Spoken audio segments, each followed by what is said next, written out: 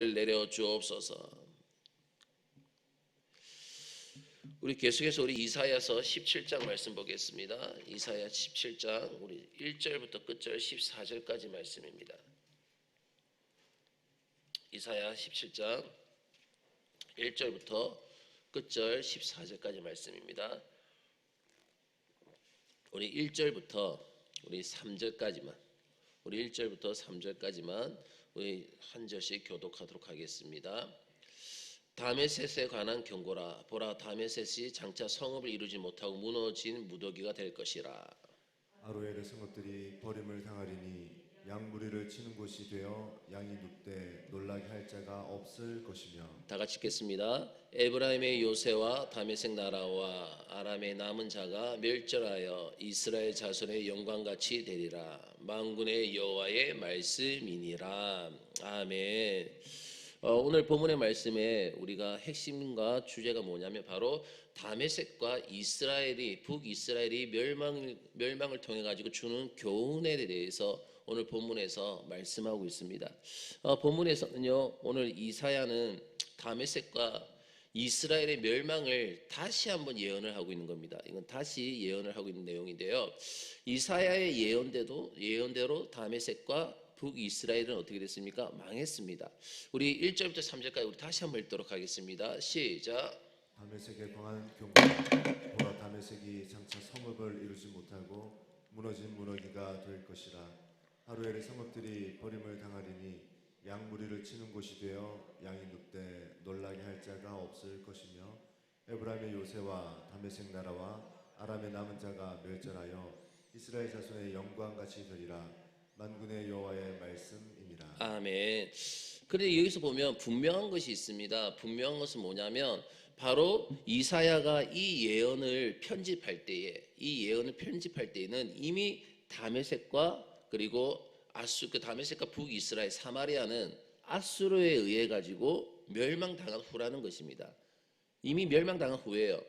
그런데 여기서 지금 이사야가 지금 다시 한번 이 다메섹과 그리고 북이스라엘의 멸망을 다시 이야기하는 것, 상당히 오래전에 했던 그 예언의 말씀을 지금 이사야는 미래의 형태를 가지고 다시 끄집어내고 있는 거예요.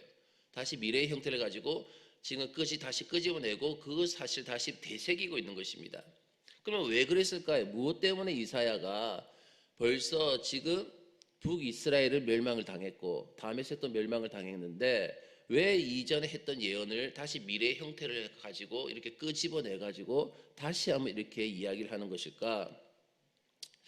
그 두 나라가요, 남유다에게 고통이 되었었습니다. 이 두 나라가 남유다에게 고통이 되고 그리고 남유다에게 이 두 나라가 어려움이 되었을 때로 한번 이사야는 돌아가 보자라는 뜻이에요. 그때로 한번 다시 돌아가 보자. 즉 다메섹이 망하지 않았고 그리고 이스라엘이 여전히 그들에게 고통거리가 되고 있을 때에 그러면 그들의 상태는 어떠했느냐는 거예요. 너희들의 상태는 어떠했느냐 그때. 그들에게 다메섹은요 너무나 크게 보였습니다. 남유다에게 이 다메섹이라는 나라는 너무나 크게 보였고 그리고 북이스라엘 사마리아는 남유다에게 너무나 부러운 그런 대상이었습니다. 그리고 두 나라가 망할 것이라고 예언한 이사야는 어떻게 됐냐면 그 당시에 다메섹이 망할 것이고 북이스라엘이 망할 것이다 이렇게 예언했던 그 이사야는 아주 그 당시에는 미친 선지자로 취급을 받았었습니다. 근데 본문에서 이 이사야 선지자는 다메섹과 이스라엘이 망한 것은 이미 하나님의 계획에 그 나라가 망하게 되어 있었기 때문이다라는 것을 다시 한번 상기를 시키시는 거예요. 다시 한번 상기를 시키는 겁니다. 여기에서 중요한 것은 뭐냐면 그들의 처지가 이스라엘의 영광같이 된다라는 것입니다. 원래 이스라엘이라는 이름 있지 않습니까? 이스라엘이라는 이름은 하나님께서 사람에게 주신 가장 좋은 이름이 바로 이스라엘이라는 이름입니다. 그러나 이제는 이 이스라엘은 명목상의 이름만 남은 이스라엘이고 오히려 이스라엘은 멸망의 대명사가 되고 말았습니다. 이제 이스라엘은요 전혀 실속 없는 부실 덩어리라는 뜻으로 통용되고 있다는 뜻이에요. 자, 우리 4절부터 6절까지 말씀 볼까요? 다 같이 읽도록 하겠습니다. 시작. 그날에 야곱의 영광이 쇠하고 그의 살찐 몸이 파리하리니 마치 추수하는 자가 곡식을 거두어 가지고 그의 손으로 이삭을 벤 것 같고 르바임 골짜기에서 이삭을 준 것 같으리라. 아멘.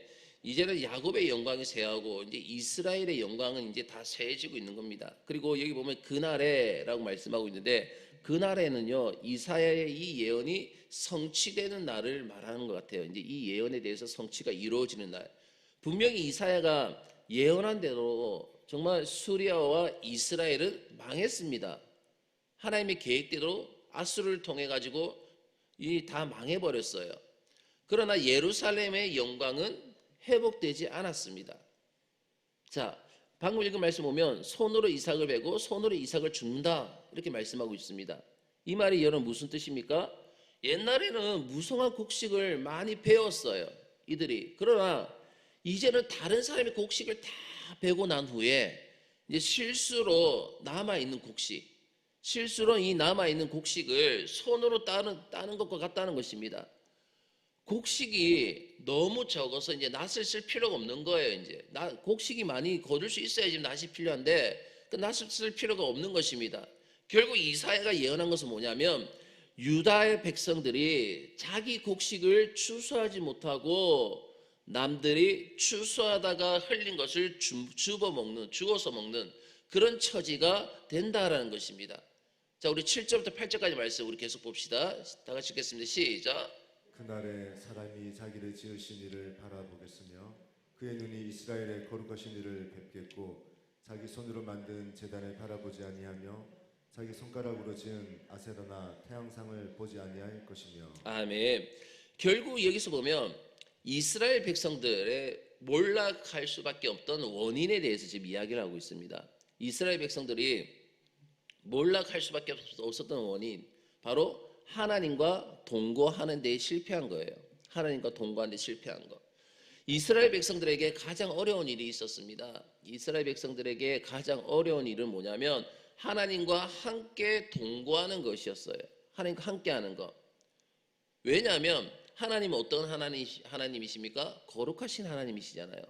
그 거룩하신 하나님과 한순간도 죄를 짓지 않을 수 없는 이 우리 죄인 같은 인간이 함께 동거한다는 것은요 처음부터 어떻게 보면 무리였습니다. 처음부터 될 수 없는 일이었어요. 거룩하신 하나님과 죄를 짓는 인간이 어떻게 함께 같이 공존하면서 같이 동거를 할 수 있겠습니까? 처음부터 무리였던 것이죠. 그러나 하나님께서는 이것을 어떻게 하셨냐면 허락을 해 주셨어요. 이것을 허락해 주셨기 때문에 하나님과 죄인이 영원히 동거할 수 있도록 하신 것입니다. 그 증표가 무엇이었습니까? 그 증표가 바로 하나님께서는 인간들에게 제사장을 주셨습니다.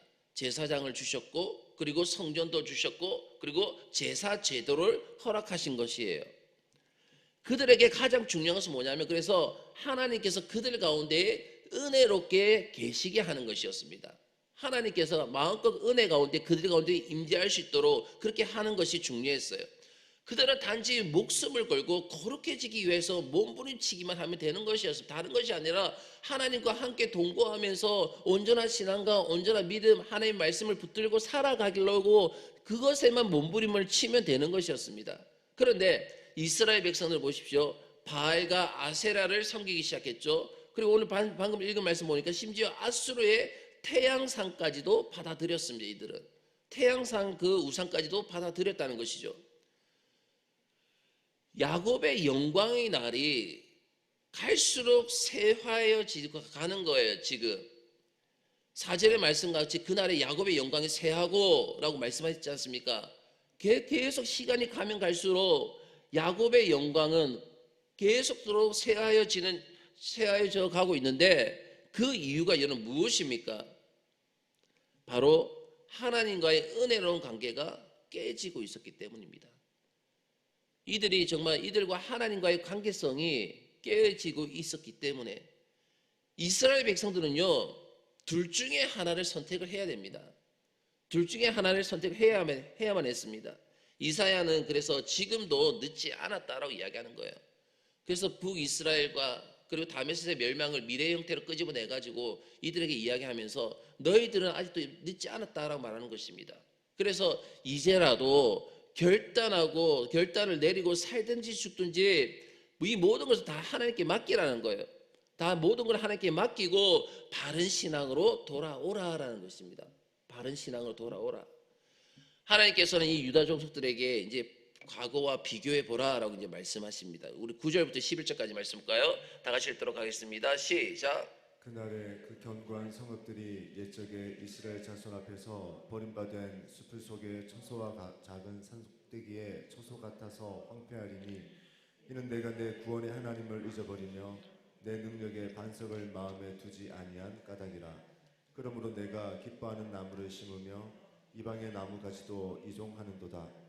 내가 심는 날에 울타리를 두르고 아침에 내 씨가 잘 발육하도록 하였으나 근심과 심한 슬픔의 날에 농작물이 없어지리라. 아멘. 유다 백성들은 자신들의 그런 과거와 비교해 보면 분명히 달라졌다라는 그것을 느끼게 될 것입니다. 하나님의 능력이 약해졌기 때문이에요. 그들 가운데 임하는 하나님의 능력이 약해졌기 때문에 그들이 하나님과의 관계를 덜 중요시하게 생각했기 때문이라는 것이죠.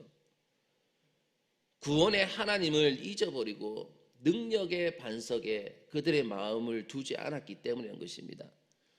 구원의 하나님, 능력의 반석이신 하나님을 바로 모시기 위하여서 정말 이 세상에서는 내가 그 하나님의 영광을 위해서라면 기꺼이 바보가 되고 그리고 시대에 내가 뒤떨어지고 그리고 하나님이 주시는 연약함을 감당하는 것이 바로 이스라엘의 영광이었습니다.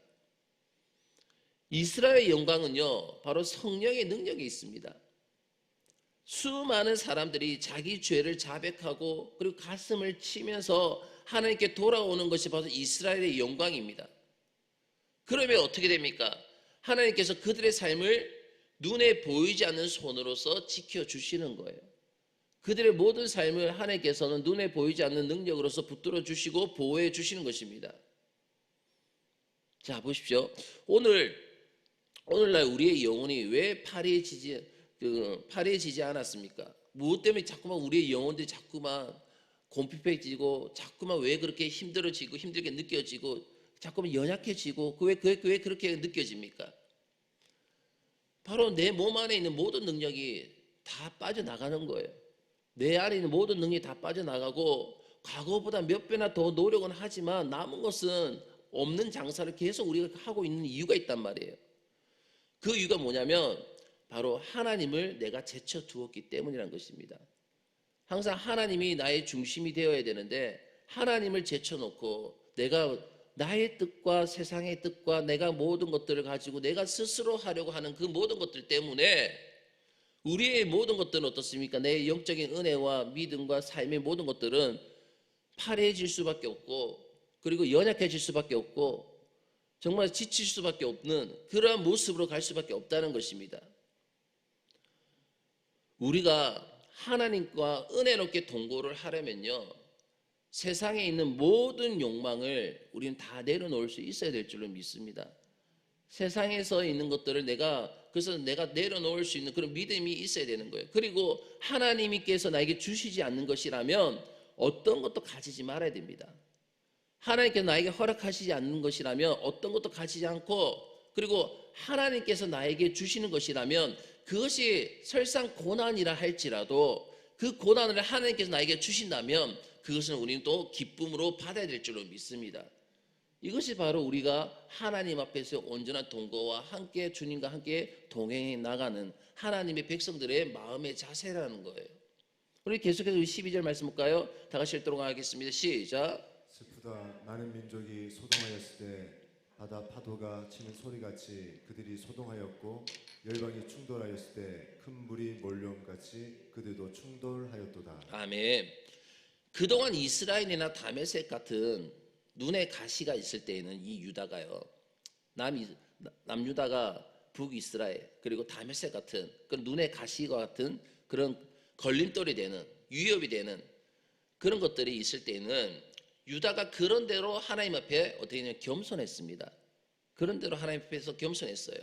그리고 하나님 앞에 그리고 기도도 했습니다.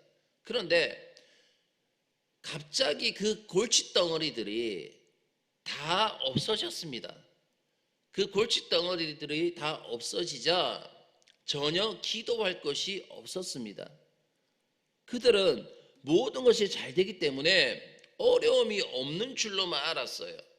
왜? 골칫덩어리들이 다 사라졌기 때문에. 하지만 실제로는 어떻습니까? 그들 안에서는 병이 진행이 되고 있었던 것입니다. 계속적으로 병이 점점점 커져가고 있었던 거예요. 아마도 아수르라는 그 나라는, 이 아수르의 이 대군은요, 단일 민족이 아니었던 것 같아요.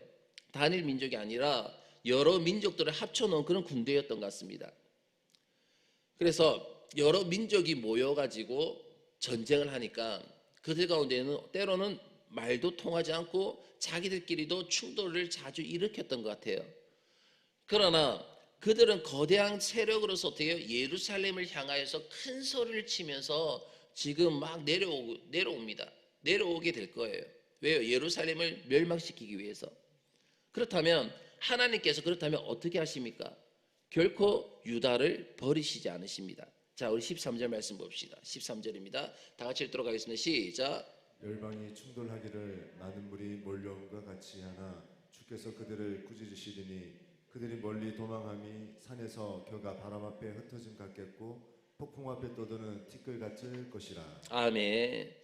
이미 이스라엘 백성들은요, 하나님의 능력을 경험해 본 적이 있습니까? 없습니까? 있습니다. 이들은 하나님의 능력을 이미 경험해 본 적이 있는 거예요. 이스라엘 백성들 앞에 아주 흉흉한 바다가 막 가로막고 있었습니다.